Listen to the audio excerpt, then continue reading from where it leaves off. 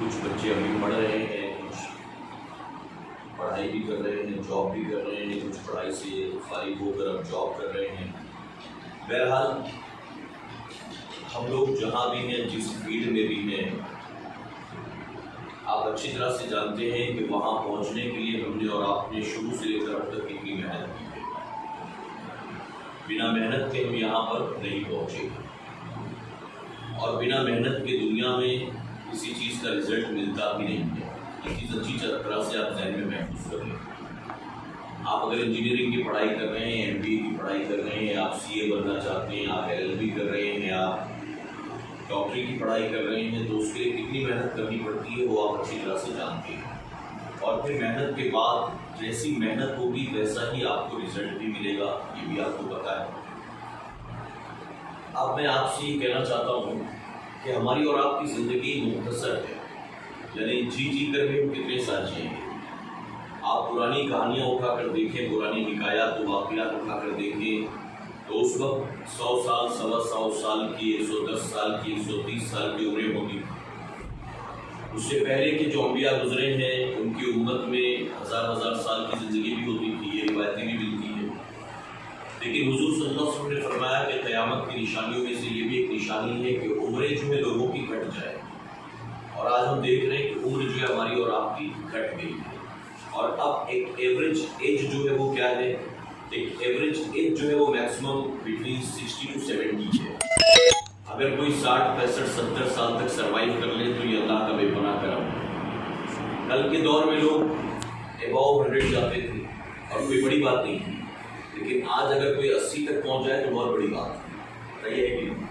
اور اگر کوئی 72، 75، 79، 81 اس عمر میں کسی کا انتقال ہوتا ہے تو اس پر لوگ افسوس بھی ظاہر نہیں کرتے زیادہ، اگرچہ گھر والے رو رہے ہوں گے، فیملی ممبرس رو رہے ہوں گے، لیکن لوگ زیادہ افسوس ظاہر نہیں کرتے۔ وہ سمجھتے ہیں کہ اچھی خاصی عمر تو جی لیا ہے، اب اس سے زیادہ اور کون سا جینا تھا، اگر اور بھی جی لیتے تو 6-8 مہینے میں 1-2 سال میں انتقال تو وہ نہیں ہونا تھا۔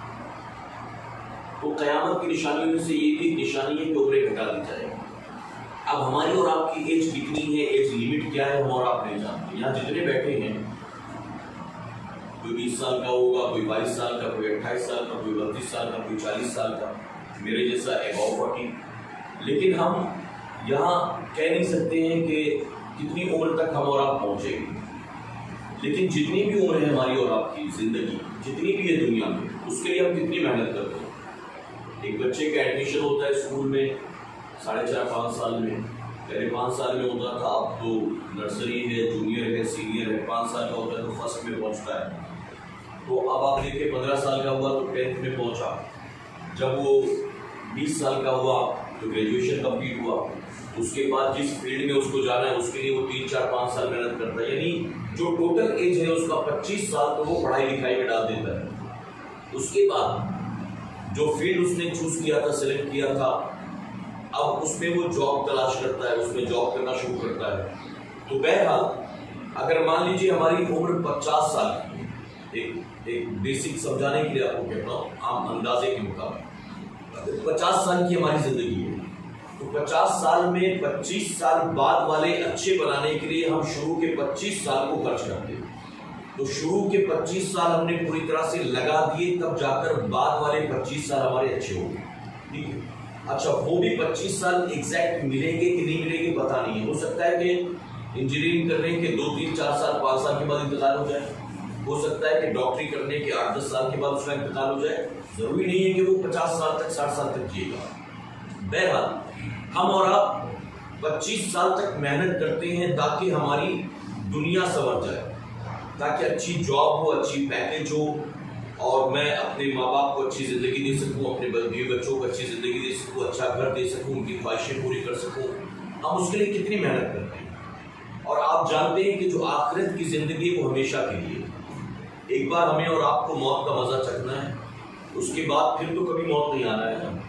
ایک بار موت آئی، اس کے بعد جب اٹھایا جائے گا تو اس کے بعد موت کا کوئی تصور نہیں ہے، بلکہ حدیث شریف میں تو یہاں تک آتا ہے کہ جب تمام جنتی جنت میں، جہنمی جہنم میں داخل ہو جائیں گے تو ایک دمبے کی شکل میں موت کو لایا جائے گا اور جنت اور جہنم کے درمیان اس کو ذبح کر دیا جائے گا۔ یعنی موت کو بھی اس وقت موت آ جائے گی کہ اب اس کے بعد کسی کو مرنا نہیں ہے، اب جو موت تھی اس کو موت آ گئی، ختم ہو گیا، موت کا تصور ختم۔ تو وہ جو زندگی آخرت کی ہمیشہ کے لیے، اس کے لیے ہم اور آپ کیا محنت کر رہے ہیں؟ میں آپ سب سے پوچھتا ہوں، ہر آدمی اپنے گریبان میں جھانک کر دیکھے۔ ہم نے اپنی دنیا کو سنوارنے کے لیے بڑی محنت کی۔ جب ایگزامس ہوتے ہیں، میرے گھر میں میری اپنی بیٹیاں ہیں، بھائیوں کی بیٹیاں ہیں، بیٹے ہیں، ایگزامس ہوتے ہیں تو ہم سو رہے ہوتے ہیں لیکن وہ دن رات پڑھائی کر رہے ہوتے ہیں۔ کیوں؟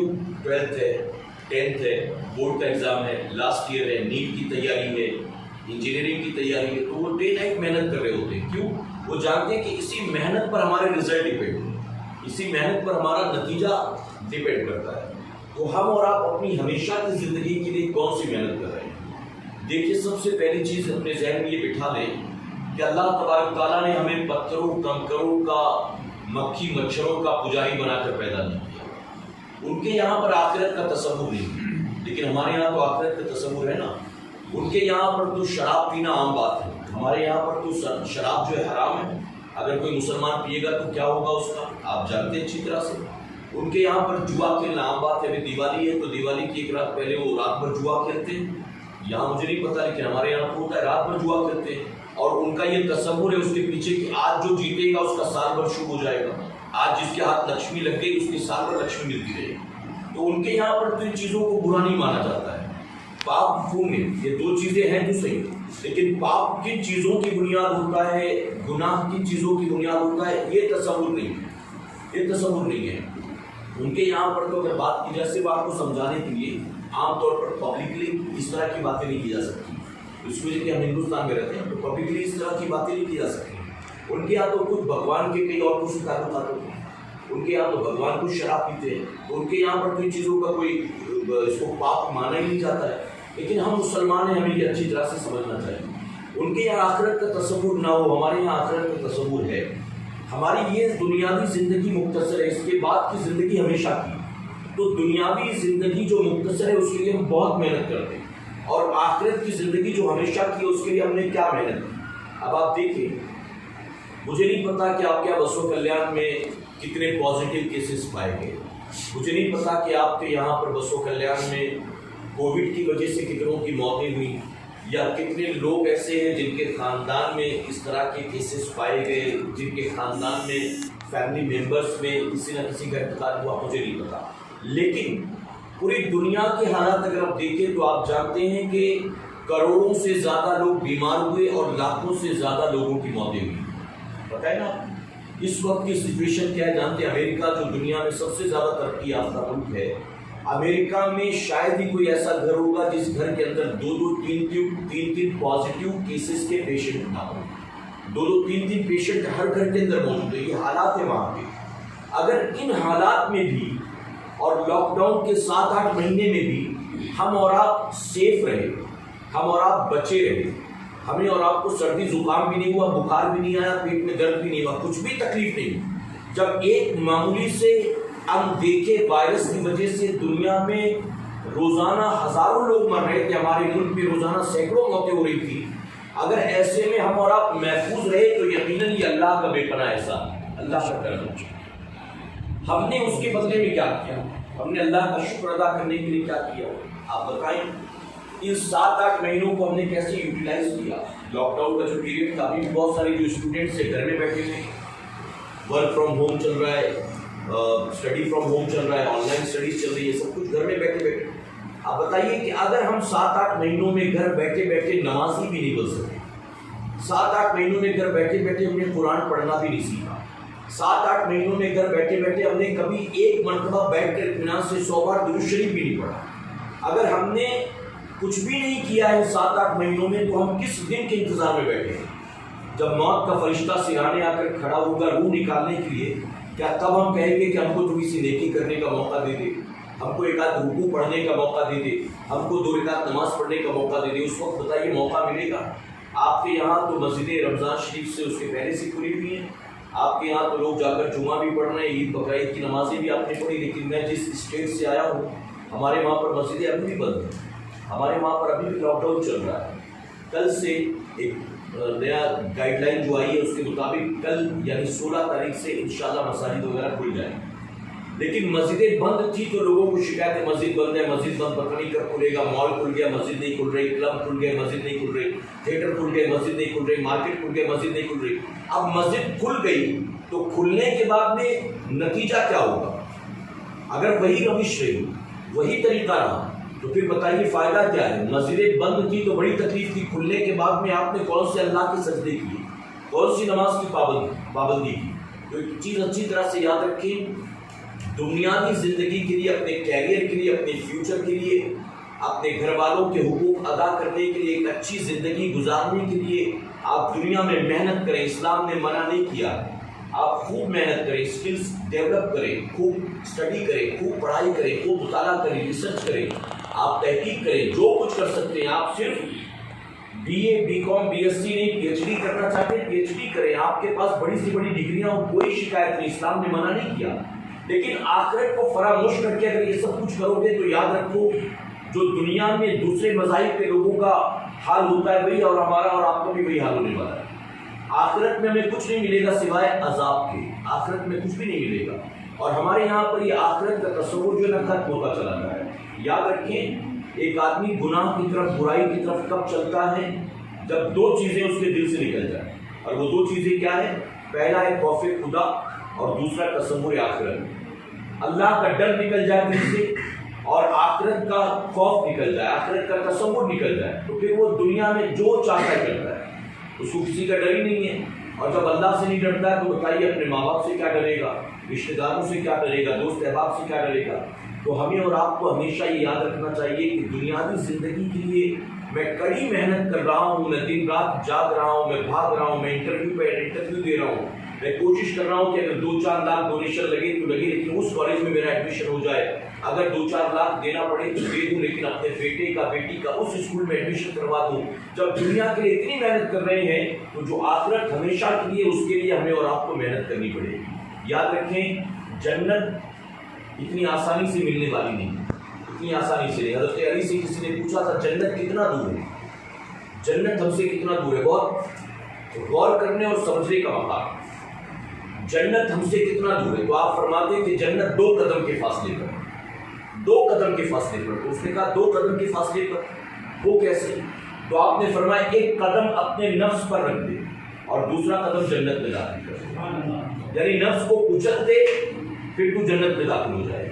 اب آپ سوچیں گے میں PUBG کھیل کر جنت میں جاؤں، میں ٹک ٹاک پر لگا رہوں اور اس کے بعد جنت میں چلا جاؤں، میں رات بھر فیس بک پر چیٹنگ کروں، واٹس ایپ پر چیٹنگ کروں اور جنت میں چلا جاؤں، میں رات بھر یوٹیوب پر گندے گندے ویڈیو دیکھتا رہوں اور میں جنت میں چلا جاؤں، یعنی میں زندگی گزاروں اپنی مرضی سے اور جنت بھی مجھے مل جائے اپنی مرضی سے۔ کیا یہ ممکن ہے؟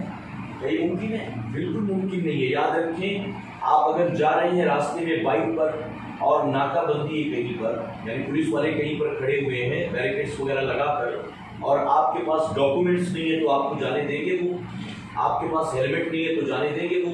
آج کے دور میں آپ کے پاس ماسک نہیں ہے تو جانے دیں گے وہ؟ آپ کو نہیں جانے دیں گے نا۔ اور کیا ہوگا؟ جانے دیں گے، لیکن وہ ہر چیز کا فائن لگائیں گے، ٹھیک ہے؟ آپ کو پھانسی نہیں دیں گے، آپ کو گولی نہیں ماریں گے، ہیلمٹ نہیں پہنا تو اس کا فائن لگائیں گے، PUC نہیں ہے تو اس کا فائن لگائیں گے، اگر آپ کے پیپرس نہیں ہے، انشورنس نہیں ہے تو اس کا فائن لگائیں گے، ہر چیز کا آپ کو فائن لگانے کے بعد آپ کو چھوڑیں گے۔ تو یاد رکھیں کہ ہم ایمان والے ہیں تو یقیناً ایمان کی بنیاد جنت میں تو جانا ہے، لیکن جو کچھ دنیا میں کاٹ کے جا رہے ہیں اس کی سزا بھی تو آخرت میں بھگتنی پڑے گی نا۔ جنت میں تو جنت تو مومنوں کے لیے، جنت تو ایمان والوں کے لیے، تو جنت تو ملے گی، لیکن جو نافرمانیاں کی ہیں، بغاوتیں کی ہیں، گناہ کی ہیں، اس کی سزا بھی تو ملے گی، اور اس کی سزا کتنی سخت ہے آپ سمجھتے ہیں؟ بہت آسان لگتا ہے، میں کبھی کبھی بیان میں ایگزامپل دیتا ہوں، لوگ سوچتے ہیں یار جو ہوگا بعد میں دیکھا جائے گا، معاذ اللہ جو ہوگا دیکھا جائے گا، دنیا تو مزے کی زندگی گزار لے، پھر آخرت میں جو ہوگا دیکھا جائے گا۔ اگر ایک پلکوں کا بال ٹوٹ کر آنکھ میں چلا جائے تکلیف ہوتی کہ نہیں؟ بتائیے۔ ایک چھوٹی سی چینٹی کان میں گھس جائے تو تکلیف ہوتی کہ نہیں ہوتی؟ آپ کے ساتھ کبھی ایسا نہیں ہوا ہوگا، لیکن اگر کسی کے ساتھ ایسا ہو جائے اس کو آپ دیکھو کتنی تکلیف ہوتی۔ آپ ناخن کاٹ رہے تھے اور تھوڑا سا ناخن آپ کا زیادہ کٹ جائے تکلیف ہوتی ہے۔ ہاتھ پیر میں کہیں کا ایک بال ٹوٹ جائے جس کو کہتے ہیں بال توڑ ہو گیا، تکلیف ہوتی کہ نہیں ہوتی؟ نس پہ نس چڑھ جائے تکلیف ہوتی کہ نہیں ہوتی؟ آپ جا رہے تھے پاؤں میں موچ آ گئی، تکلیف ہوتی کہ نہیں ہوتی؟ تو یہ چھوٹی چھوٹی تکلیفیں جو 1-2 دن میں دور بھی ہو جاتی ہیں، ایسا نہیں کہ موچ آ گئی تو اب گیا زندگی بھر کے لیے، بال توڑ ہو گیا تو گیا زندگی، نہیں نا، تھوڑے دن میں تکلیف دور ہو جاتی ہے۔ لیکن اتنی معمولی تکلیف ہم برداشت نہیں کر پاتے. آپ نے سوچا کہ قبر کے اندر جو سختیاں ہوں گی، جو عذاب ہوں گے، ہم برداشت کر لیں گے؟ ہم برداشت کر لیں گے؟ رات کو ہم دونوں جب ٹریول کر رہے تھے تو ہم آ رہے تھے بامبے سے 2 ٹائر اے سی میں، لیکن کووڈ کی وجہ سے اے سی کا ٹیمپریچر بہت لو رکھا ہے انہوں نے، لو مطلب بڑھا رکھا ہے، جس کی وجہ سے کولنگ نہیں ہے. اور جب کولنگ نہیں ہوتی، رات بھر بند ڈبے میں نیند آئے گی آپ کو، رات بھر لیٹے ہوئے بستر پر آپ کو پسینہ بہ رہا ہے، بھلے ہی دیکھنے میں باہر سے اے سی کا کمپارٹمنٹ ہے لیکن نیند اندر نہیں آ رہی کیونکہ ٹیمپریچر برابر نہیں ہے، جس کی وجہ سے گرمی. تو آپ سوچیں کہ کھلے ہوئے کمپارٹمنٹ کے اندر جو سینٹرلائز اے سی ہے، اگر ٹیمپریچر بڑھا دیا جائے تو رات بھر بستر پر لیٹ کر وہاں نیند نہیں آتی ہے، تو قبر کے اندر جو بتائیے، قبر کے اندر جو 10 بائی 10 گز کی ہے وہاں پر نیند کیسے آئے گی؟ جو چھوٹی سی قبر ہے وہاں پر نیند کیسے آئے گی؟ جو 4 بائی 10 ہاتھ کی، بتائیے وہاں پر نیند کیسے آئے گی؟ کیسے سوئیں گے وہاں پر؟ وہاں کی ہولناکیاں جب لوگ کاندھے پر لے جائیں گے اور وہاں پر ڈال کر مٹی ڈال کر لوٹ آئیں گے تو وہاں پر کیسے وقت گزاریں گے؟ کیا کریں گے وہاں پر؟ کبھی سوچا ہم نے؟ نیشر میں اٹھائے جائیں گے تو نیشر کے بارے میں آپ سوچیں گے کیسی ہولناکی. اس وقت یہاں گرمی بڑھ جائے تو برداشت نہیں ہے. اس وقت کہا گیا کہ سورج ابھی جو ہزاروں میل کی اونچائی پر ہے اس وقت سوا نیزے پر ہوگا، زمین مٹی کی نہیں بلکہ تانبے کی ہوگی. اس وقت سوچیں کہ ہم کیسے میدان محشر میں کیسے وقت گزرے گا ہمارا اور ہمارا. تو ذرا آخرت کا تصور کریں، قبر کے بارے میں سوچیں، اپنی آخرت کو سنوارنے کی کوشش کریں. اور اس کے لیے یہ نہیں ہے کہ تصویر لے کے کسی پہاڑ پہ چلا جانا ہے، گھر بار چھوڑ کے، پڑھائی لکھائی چھوڑ کے جنگل میں چلا جانا ہے، نہیں، بلکہ آپ دنیا میں اپنی دنیاوی زندگی کو گزاریں تو مشرکین کی طرح، منافقین کی طرح نہیں گزاریں، بلکہ یہود و نصارہ کی طرح نہ گزاریں، بلکہ گزاریں تو مومنین کی طرح گزاریں، مسلمان کی طرح گزاریں. حضور غوث اعظم کے پاس کون سی یونیورسٹی کی ڈگری تھی؟ غریب نواز کے پاس کون سے کالج کی ڈگری تھی؟ بندہ نواز کے پاس بتائیے کون سے کالج کی ڈگری تھی؟ MBA کیا تھا آپ نے، LLB کیا تھا آپ نے، CA تھے آپ، کیا تھا؟ لیکن آج بھی دنیا کے لاکھوں افراد ان کی بارگاہ میں ان کی چوکھٹ پر حاضری دی. وجہ کیا تھی؟ وجہ یہ تھی کہ انہوں نے دنیاوی زندگی گزاری لیکن مشرکین کی طرح، یہود و نصارہ کی طرح نہیں گزاری، بلکہ اللہ اور اس کے رسول کا فرمانبردار بن کر زندگی گزارا. تو ہمیں اور آپ کو بھی دنیا میں اپنی زندگی کو اللہ اور اس کے رسول کی اطاعت و فرمانبرداری میں گزارنا ہے. کہ انشاءاللہ تحریک سنی دعوت اسلامی، یہ جو ہماری آرگنائزیشن ہے، ہماری جو تحریک ہے، تنظیم ہے، یہ صوفیہ کی جماعت نہیں ہے. اگر آپ اس سے یہ توقع رکھیں کہ بالکل صوفی صاحب ہوں گے، بزرگ ہوں گے، یہ بالکل جو ہے آسمانی باتیں کریں گے، تو آپ کی غلط فہمی ہے. میں ویسا نہیں ہوں. یہ صوفیہ کی جماعت نہیں، عام لوگوں کی جماعت ہے. آپ میں سے بہت سارے ساتھی جو جانتے ہیں، میں بتا دوں کہ میں خود ایک ایڈورٹائزنگ کمپنی میں جاب کرتا ہوں. میں کہیں امامت نہیں کرتا ہوں، میں کہیں مدرسے میں نہیں پڑھاتا ہوں، ٹھیک ہے. میں بھی الحمدللہ ایجوکیٹڈ ہوں اور میں وہاں پر پوسٹ پروڈکشن کا سپروائزر ہوں، انچارج ہوں. میں جاب کرتا ہوں، اس سے میرا گھر چلتا ہے. لیکن یہ جو میں کرتا ہوں یہ میں اپنی آخرت کے لیے کرتا ہوں. یہ جو میں کرتا ہوں یہ میں اپنی قبر کے لیے کرتا ہوں، ٹھیک ہے. میں ماں باپ کے حق ادا کرتا ہوں، بیوی بچوں کے حق ادا کرتا ہوں. ان کو کسی کا میں نے محتاج نہیں بنایا ہے کہ میں نکل گیا 40 دن کے لیے اور وہ ڈیپینڈ ہے کسی اور پر، کہ اگر بیمار ہو گیا تو میں فون کر کے بولوں کہ بھائی اس کو دوا لے جاؤ، دلا دو اس کو، کیونکہ میں باہر گیا ہوں جماعت میں اور میرے بچہ بیمار ہے، دوا اس کو دلا دو. میری بہن کو رشتہ دیکھنے کے لیے آ رہا اور میں نکلا ہوں جماعت میں. اپنا معاملہ یہ نہیں ہے. الحمدللہ میرے پیارے آقا علیہ الصلوۃ والتسلیم کے پیروانوں، تو آپ دنیا میں رہ کر اپنی آخرت کو سنوارنے کی کوشش کریں. تحریک سنی دعوت اسلامی اسی بات کا پیغام دیتی، اسی بات کی دعوت دیتی ہے. آپ اگر مبلغ بننا چاہتے ہیں تو مبلغ بننے کے لیے نہ کوئی فارم فل کرنا ہے، نہ کوئی آپ کو ایڈمیشن فیس دینا ہے، بلکہ آپ کو ہمارے ساتھیوں کے ساتھ مل کر اپنی آخرت کو سنوارنے کے لیے علم دین حاصل کرنا ہے. آپ کو نمازوں کی پابندی کرنا ہے، آپ کو حضور کی سنتوں پر عمل کرنا ہے. اور یاد رکھیں، حضور کی سنت پر عمل کرنے سے کوئی ذلیل نہیں ہوتا، بلکہ حضور کی سنت پر آپ جتنا اخلاص کے ساتھ عمل کرو گے اللہ آپ کو اتنی عزت عطا فرمائے گا. ہم تو ٹرین میں بھی نماز پڑھتے ہیں، ٹائم ہو گیا تو کیا کریں؟ اب پورا کمپارٹمنٹ بھرا ہوا ہے، ہم 2 صرف ہیں. آپ بتائیے میں ان لوگوں کا منہ دیکھوں کہ مولا کی رضا دیکھوں؟ تو مجھے ان لوگوں سے کوئی مطلب نہیں ہے. نماز کا وقت ہو گیا، میں مسلمان ہوں، اللہ کا حکم ہے مجھے نماز پڑھنا ہے. میں ایئرپورٹ پر ہوں، نماز کا وقت ہو گیا، لاکھوں ہزاروں لوگ آ رہے جا رہے ہیں، مجھے کیا فرق پڑتا ہے؟ مجھے اپنی نماز ادا کرنا ہے. کسی کو پرابلم ہو تو ہو، کوئی اگر حیرت سے دیکھتا ہے تو دیکھے، کوئی موبائل پر شوٹ کرتا ہے تو کرے، مجھے کیا تکلیف ہے؟ تو میں نے یہ دیکھا ہے، میرا جو اپنا تجربہ ہے کہ آپ اخلاص کے ساتھ اگر یہ سب کرو گے تو اللہ تبارک و تعالیٰ آپ کو عزت ہی عطا فرمائے گا. عزت. میں جب کالج میں تھا تو کالج کے ٹائم کا ایک انسیڈنٹ یاد ہے مجھے. اخبار میں پڑھا تھا میں نے، اخبار میں اس وقت یہ جو BBC چینل ہے آپ جانتے ہیں ورلڈ وائڈ چلتا ہے، اب تو بہت سارے آ گئے لیکن پہلے تو صرف وہی ہوتا تھا. تو BBC چینل کا جو اونر تھا اس کا بیٹا اس نے اسلام قبول کیا. اب وہ چونکہ خود ہی نیوز والے ہیں تو اس لیے انہوں نے یہ بات عام نہیں کی، ٹھیک ہے، اور یہ بات شاید آپ تلاش کریں تو بھی آپ کو کہیں سے نہ ملے، لیکن اخبار میں اس وقت آئے. تو اس کے بیٹے نے اسلام قبول کیا جبکہ وہ کرسچن تھا بائی برتھ. تو اسلام قبول کیا تو اس سے پوچھا لوگوں نے کہ تم نے اسلام کیسے قبول کیا؟ تو اس نے کہا جب میں فلاں کالج میں پڑھائی کر رہا تھا تو وہاں میں ہاسٹل میں تھا، 3 سال میں ہاسٹل میں رہا. تو ہاسٹل میں جو میرا روم پارٹنر تھا وہ مسلمان تھا، وہ لڑکا مسلمان تھا. جب سیٹرڈے سنڈے ہم سب پارٹیاں کرتے تھے وہ سیٹرڈے سنڈے جو ہے قرآن کی تلاوت کرتا تھا، وہ سیٹرڈے سنڈے جو ہے وہ نماز پڑھتا تھا. اور ہم برائی کی طرف جاتے، گناہ کی طرف جاتے، اس کو دعوت دیتے، لیکن 3 سالوں میں کبھی بھی نہیں دیکھا کہ وہ ہمارے ساتھ آیا، بلکہ وہ اپنی چیز پر قائم رہتا.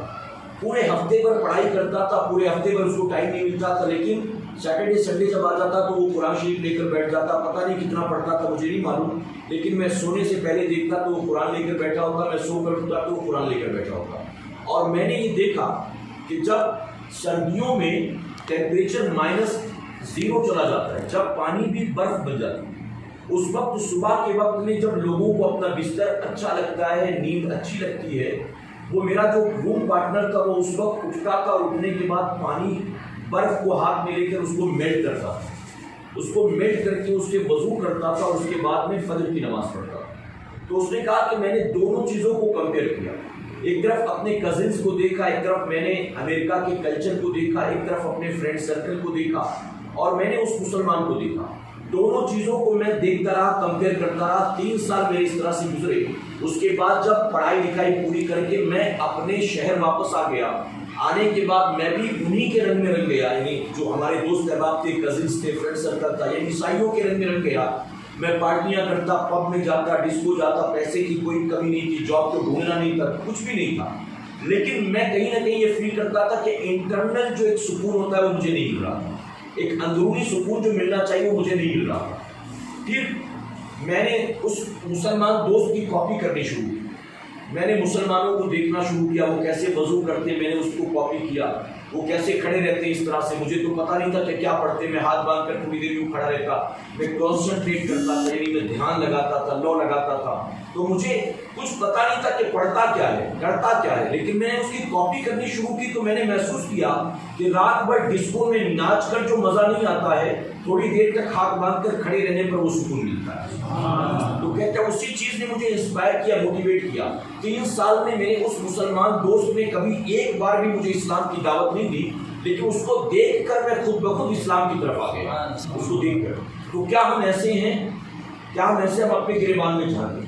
کیا ہمارا اخلاق ایسا ہے، کیا ہمارا کردار ایسا ہے، کیا ہمارے معاملات ایسے ہیں؟ بلکہ میں تو معذرت کے ساتھ کہوں گا کہ اگر ہم اپنے گھروں میں جا کر دیکھیں تو دوسروں کو انسپائر کرنا، دوسروں کو موٹیویٹ کرنا، دوسروں کو اسلام کی طرف مائل کرنا تو دور کی بات، ہم سے تو ہمارے اپنے ماں باپ بھی راضی نہیں. دسترخوان پر بیٹھتے ہیں کھانا کھانے کے لیے تو بتائیے کتنا نکتہ چینی کرتے ہیں ہم سے تو ہمارے ماں باپ راضی نہیں، ہم سے تو ہمارے چھوٹے بھائی بہن، بڑے بھائی بہن راضی نہیں ہیں. جو شادی شدہ ہے وہ اپنے بیوی بچوں کو دیکھ لیں، اپنے رشتے داروں کو دیکھ لیں، اپنے ماموں کو، چاچا کو، خالہ کو دیکھ لیں. ہم سے تو اپنے خاندان والے رشتے دار راضی نہیں ہیں، تو دوسروں کو ہم کیا راضی کریں گے اور دوسروں کو کیا اسلام کی طرف مائل کریں گے؟ تو میں آپ سے یہی کہوں گا کہ آپ تحریک سنی دعوت اسلامی کا حصہ بنیں. اس تحریک سے جڑنے کے بعد آپ اولیاء اکرام میں، صوفیاء اکرام میں شامل تو نہیں ہوں گے، لیکن یقیناً نیک مسلمان بن جائیں گے، با اخلاق مسلمان بن جائیں گے، نمازی بن جائیں گے، سنت کے عامل بن جائیں گے، حضور سے محبت کرنے والے بن جائیں گے. اور آج کے دور میں اگر اتنا بھی مل گیا نا تو سمجھنا کہ دنیا اور آخرت کامیاب ہو گئی ہماری. اتنا بھی مل گیا، جب ہر طرف گناہ کا دورہ ہو، ایسے میں یہ اتنا بھی مل جائے تو اللہ کا احسان ہے. ٹھیک ہے، اب آخری بات عرض کروں گا، کسی کو دیر تو نہیں ہو رہی نا. اب آخری بات، حضور صلی اللہ علیہ وسلم نے فرمایا، اب یہ آپ سب یہ غور سے سنیں، ابھی اگر آپ نے مس بھی کیا ہوگا تو اس چیز کو مس نہیں کرنا ہے انشاءاللہ. درود شریف ایک بار پڑھ لیں. اللہ محمد صلی اللہ علیہ وسلم، نحن باز محمد صلی اللہ علیہ وسلم. یہ ایک حدیث شریف میں سنانے جا رہا ہوں اور اس کو بہت بغور سننا اور دل کی کھانے کی جگہ ہے. حضور صلی اللہ علیہ وسلم فرماتے ہیں کہ کل قیامت کے دن اللہ کے بہت سارے بندے ایسے ہوں گے جن کی نیکیاں تہامہ پہاڑ کے برابر ہوں گی. تہامہ پہاڑ. اب حضور نے اس پہاڑ کا نام کیوں لیا؟ کیونکہ بہت بڑا پہاڑ ہے. تو جن کی نیکیاں تہامہ پہاڑ کے برابر ہوں گی، لیکن ان کی نیکیوں کو گرد و غبار کی طرح ہوا میں اڑا دیا جائے اور انہیں گھسیٹ کر جہنم میں ڈال دیا جائے. آپ سوچیں کہ نیکیاں اتنی لے کر آئے لیکن وہ نیکیاں ساری ضائع ہو گئی اور ان کو جہنم میں ڈال دیا گیا. تو صحابہ کرام نے سوال کیا کہ یا رسول اللہ صلی اللہ علیہ وسلم، ایسا انہوں نے کیا کیا ہوگا کہ تہامہ پہاڑ کے برابر نیکیاں بھی ضائع ہو گئی، برباد ہو گئی؟ تو حضور صلی اللہ علیہ وسلم فرمائیں گے کہ دراصل بات یہ ہوگی کہ ان کی جلوتیں تو اچھی ہوں گی لیکن ان کی خلوتیں اچھی نہیں ہوں گی. وہ محفل میں تو بہت اچھے ہوں گے، لوگوں کے سامنے تو بہت اچھے ہوں گے، لیکن ان کی تنہائی اچھی نہیں ہوگی اور تنہائی کے گناہوں کی وجہ سے ان کی ساری نیکیاں برباد ہو جائیں. اب ہم اپنے گریبان میں جا کر دیکھیں کہ ہم کہاں ہیں، محفل میں کہاں ہیں، لوگوں کے سامنے کیسے ہیں، مجمع میں کیسے ہیں، دعوت میں کیسے ہیں اور اکیلے میں ہم کیسے ہیں. آپ سوچیں. اب یہاں ایک اور غور کرنے کا موقع. حضور جب یہ فرما رہے تھے تو سامنے کون لوگ تھے؟ صدیق اکبر تھے، سیدنا عمر فاروق اعظم تھے، سیدنا عثمان غنی، مولا کائنات حضرت بلال، جناب ابو ہریرہ، سلمان فارسی، یہ صحابہ موجود تھے. اب یہ صحابہ کی اگر بات کی جائے تو صحابہ اکرام کا حال تو یہ تھا کہ ان کی تو جلوتیں بھی اچھی تھی، ان کی خلوتیں بھی اچھی تھیں. بتائیے ہے کہ نہیں؟ وہ تو تنہائی میں بھی ویسے ہی ہوتے تھے جیسے محفل میں ہوتے تھے. ہماری طرح ریاکار تو نہیں تھے نا، ہماری طرح دھوکے باز تو نہیں تھے نا کہ لوگوں کے سامنے ہو تو بڑے آپ جناب اور اکیلے میں ہو تو تڑاک. ہمارا حال تو یہ ہوتا ہے، ہم محفل میں آئے، اجتماع میں آئے تو بڑے نیک اور گھر میں جائیں تو ماں باپ کے ساتھ بدتمیزی. ہمارا حال تو یہ اللہ ماشاء اللہ. لیکن حضور صحابہ کے سامنے فرما رہے جن کی جلوتیں بھی اچھی، خلوتیں بھی اچھی. پھر حضور یہ فرما کس کے لیے رہے؟ تو یقیناً حضور کا فرمان ان کے لیے نہیں تھا، ہمارے اور آپ کے لیے. اور ہمارے اور آپ کے لیے اور ایک بات کروں، یہ میں صرف مثال دے رہا ہوں سمجھانے کے لیے، ہمارے اور آپ کے لیے اگر ہم اپنے آپ کو امیجن کریں تو ہماری تو نیکیاں بھی تہامہ پہاڑ کے برابر نہیں ہے. ہمارے پاس نیکیاں اتنی نیکیاں ہیں ہمارے پاس، ہماری نیکیاں بھی تہامہ پہاڑ کے برابر نہیں ہے. تو پھر ہمارا کیا ہوگا؟ اور جلوتوں میں، محفلوں میں لوگوں کے سامنے بہت اچھے ہو لیکن تنہائی میں آپ کیا ہو، اس کی حقیقت یا تو آپ جانتے ہو یا تو اللہ جانتا ہے. اور آج کے دور میں تنہائی سب سے زیادہ بری ہو گئی اور آسان ہو گئی. تنہائی کا برا ہونا آسان ہے جب سے ہمارے اور آپ کے پاس یہ موبائل فون آیا ہے اور فری کا ڈیٹا ملا ہے اور وائی فائی ایکٹیویٹ ہو گیا ہے. تب سے آپ بتائیے، اکیلے بیٹھا ہوا میں موبائل میں کیا کر رہا ہوں لوگوں کو کیا پتا؟ لوگوں کو کیا پتا؟ اگر میں روم میں بیٹھا ہوا اور موبائل لے کر بیٹھا ہوں، رات کے اندھیرے میں موبائل لے کر بیٹھا ہوں، تو میں اس وقت کیا کر رہا ہوں؟ قرآن کی تلاوت کر رہا ہوں، میں اس وقت تقریر سن رہا ہوں، میں کیا کر رہا ہوں؟ اب خلوتوں کو برباد کرنے کے لیے ہمارے پاس یہ ایک آلہ آ چکا ہے، ہمارے پاس یہ ایک موبائل فون آ چکا ہے اور انٹرنیٹ آ چکا ہے. تو اپنی خلوتوں کو برباد کرنے سے بچاؤ، ورنہ ہماری نیکیاں تو کوئی معنی نہیں رکھتی. اگر ہم نیکیاں تہامہ پہاڑ کے برابر بھی جمع کر لیں اور تنہائی میں ہم برائیاں کرتے ہیں تو کل قیامت کے دن وہ ساری نیکیاں ہوا میں اڑا دی جائیں گی اور ہم کو تنہائی بری ہونے کی وجہ سے جہنم میں جھونک دیا جائے گا. ٹھیک ہے، آپ نیکوں کے ساتھ رہو گے، آپ مبلغین کے ساتھ رہو گے، آپ دینی ماحول میں رہو گے تو یقیناً آپ کو اللہ تبارک تعالیٰ نیکیوں کی توفیق دے گا، نیکیوں کی توفیق، اور برائی سے بچ جاؤ گے. جیسا آپ نے سنا کہ کوئلے والی سے دوستی نہ بھی ہو، اس کی دکان پر تھوڑی دیر بیٹھ بھی جاؤ تو کپڑے میں کہیں نہ کہیں داغ لگنا ہی ہو. اور عطر آپ خریدو نہ، عطر والے کی دکان سے ہو کر گزر جاؤ تو کپڑے میں خوشبو آئی جاتی ہے. تو نیکوں کے ساتھ رہو گے تو یقیناً نیکیوں کا جذبہ پیدا ہو جائے گا، نیکی کی خصلت پیدا ہو جائے گی. اور اگر بروں کے ساتھ اٹھو گے، بیٹھو گے، ٹک ٹاک والوں کے ساتھ، پب جی والوں کے ساتھ، فیس بک والوں کے ساتھ، یوٹیوبرس کے ساتھ، تو ظاہر ہے کہ نتیجے میں وہی برآمد ہونا ہے، وہی سب کچھ ہونا ہے. تو اپنی آخرت کو سنوارنے کے لیے میں آپ سے گزارش کرتا ہوں، اگر آپ سنی دعوت اسلامی سے جڑے ہوئے ہیں تو الحمدللہ، نہیں جڑے ہوئے ہیں تو جڑنے کی آپ کوشش کریں. اور جڑنے سے مراد آدھا ادھورا نہیں بلکہ مکمل طور پر جڑنے کی کوشش کریں. بعض لوگ کہتے ہیں کہ میں مبلغ ہوں اور سالہ سال ان کی سر پہ کبھی امامہ نظر ہی نہیں آتا ہے. تو مبلغ ہیں تو کم سے کم حضور کی سنت پر تو عمل ہونا چاہیے نا. حضور کی سنت پر میں بھی جاب پر جاتا ہوں تو امامہ شریف پہن کر نہیں جاتا ہوں. کیوں؟ میرا باس بھی غیر مسلم ہے, سارے اسٹاف غیر مسلم ہے, پوری آفس کے اندر میں اکیلا مسلمان ہوں, تو وہاں امامہ پہن کے نہیں جاتا. اور میں شو بزنس میں ہوں, ایڈورٹائزنگ کمپنی میں ہوں, تو ظاہر ہے کہ وہاں پر یہ گیٹ اپ نہیں چلے گا. وہاں جبہ پہن کے نہیں جاتا, لیکن کرتا پاجامہ پہن کر جاتا ہوں.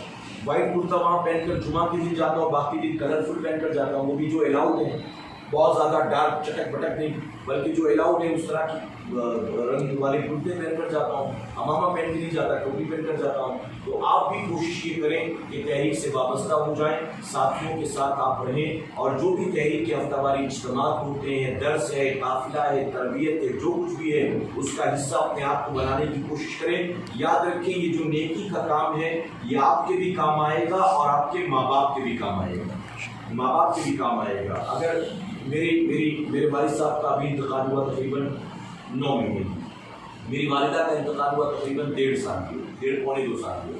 اب جتنی نیکیاں میں کر رہا ہوں مجھے یقین ہے کہ اس کا ثواب اللہ قبر میں ان کو بھی عطا کر رہا ہے.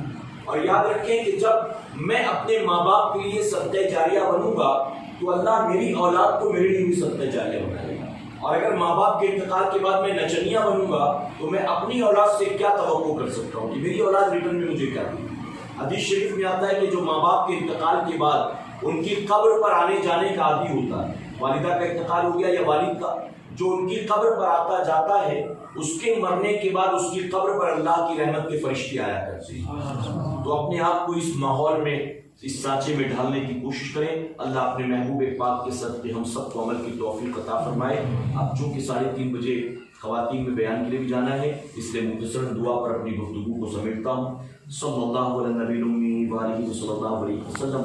صلاۃ و سلام علیک یا رسول اللہ صلی اللہ علیہ وسلم. یا الہ العالمین, یہاں جمع ہو کر ہم نے جو کچھ بھی دین کی باتیں سنی ہیں, سیکھی ہیں, میرے کریم ہمیں اس پر عمل کرنے کی توفیق عطا فرما. میرے کریم اپنے محبوب کے نالے کے صدقۃ و فیض ہمارے دامن پر لگے گناہوں کے داغ دھبوں کو دور فرما دے. اے اللہ تو ہمیں نیکی کے سانچے میں ڈھلنے کی توفیق عطا فرما. مولا ہمارے ظاہر و باطن کو ایک بنا دے, ہمارے ظاہر و باطن کو اچھا بنا دے, ہمارے اخلاق کو پاکیزہ کر دے, ہمارے کردار کو صاف ستھرا کر دے. اے اللہ ہماری نگاہوں کی, زبان کی حفاظت فرما. میرے کریم ہم سب پر فضل فرما, کرم فرما. ہمیں اپنے ماں باپ کی آنکھوں کی ٹھنڈک بنا, ہمیں اپنے ماں باپ کو راضی کرنے کی توفیق عطا فرما. ہمیں اپنے ماں باپ کے لیے صدقہ جاریہ بنا.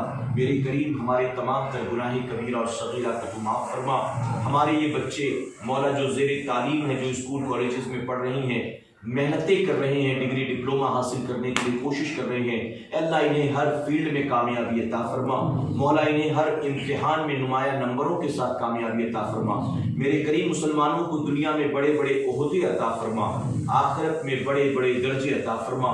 میرے کریم ہماری قیامت تک آنے والی نسلوں کو عاشق رسول بنا. ہمیں ایمان کی سلامتی کے ساتھ مدینے میں موت نصیب فرما.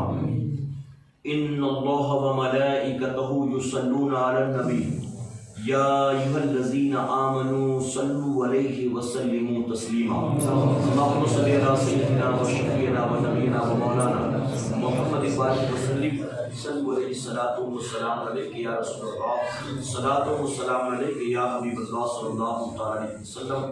سبحان ربک رب العزۃ عما یصفون والسلام علی المرسلین والحمد للہ رب العالمین بحق لا الہ الا اللہ محمد رسول اللہ صلی اللہ علیہ وسلم.